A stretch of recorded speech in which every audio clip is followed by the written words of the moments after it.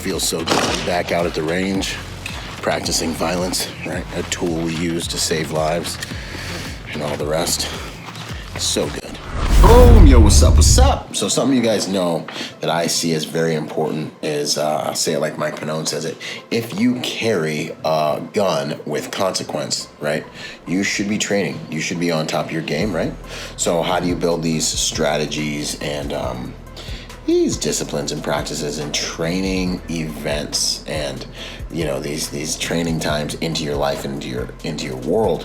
One of the things I do is I shoot shooting competitions. Every Saturday there's a bunch of shooting competitions. Go on practicescore.com, find the shooting competition, go to it. I don't really want you to because there's gonna be more people there and the lines are gonna get longer, but I'm saying, hey, I'm here to make the world a safer place by making good people more dangerous, right? So here we are. That's one of the tricks of the trade, man. You're gonna get way better than, we'll just say, anybody who's not shooting multiple times per month, you know what I'm saying? So, you know what type of professional you are, but if someone's out there shooting every weekend or a couple weekends a month, they're gonna outperform you, even though you may have, supposed to be the guy who knows how to do what you do what you're supposed to know how to do with your stuff. Anyways, so shooting competitions are great. Beyond that though, find a cadre, a family to train with consistently. Daniel Frazier, Artifex Training. I send anyone who asks me, they're like, hey, Byron, I want to, learn how to shoot. And, oh, well, no, this is how it actually happens. Hey, Byron, what kind of gun should I get? That's what they ask me, right? But we know rookies spend money on hardware, professionals spend money on software, right?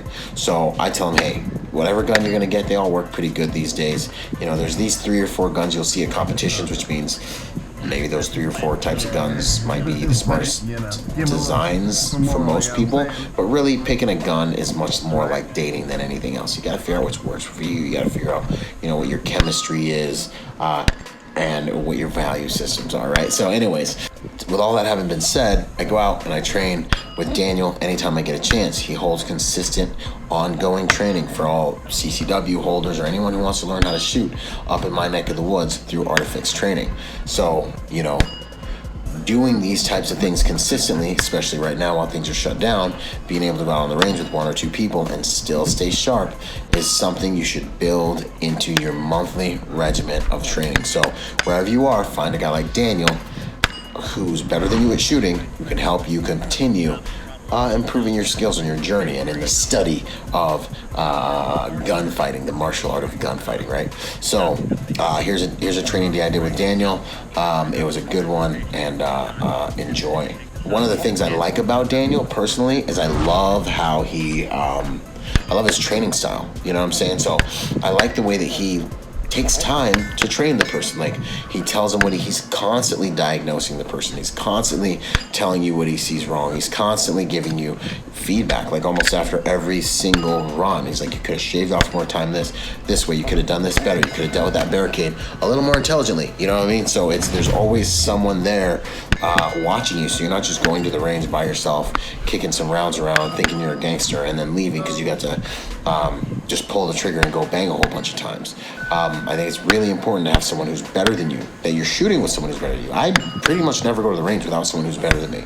The only time I literally never go to the range without someone who's better than me. And then if I do, and I happen to be there by myself, I'm working fundamentals. I'm working, 1 draw, 1-2 rounds on target, 1 draw, 1-2 rounds, just basics, right?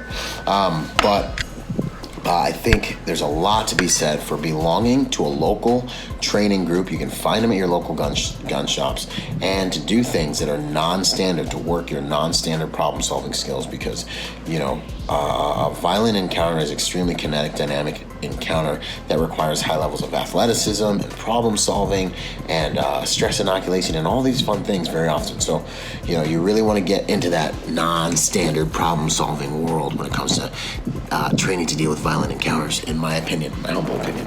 Anyways, this is Byron Rodgers. Just wanted to bring this to you. If you're in the area, if you're in that SoCal area, hit up Artifex Training. They're one of our partners, and they're awesome. Good company to be associated with.